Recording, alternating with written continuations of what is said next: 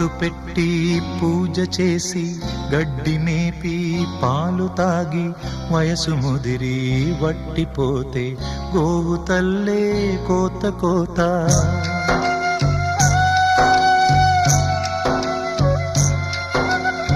బొట్టు పెట్టి పూజ చేసి గడ్డి మేపి పాలు తాగి వయసు ముదిరి వట్టిపోతే గోవు తల్లే కోత కోత.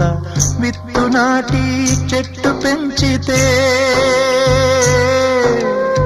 చెట్టు పెరిగి పళ్ళు పంచితే తిన్న తీపి మరిచిపోయి చెట్టు కొట్టి కట్టెలమ్మితే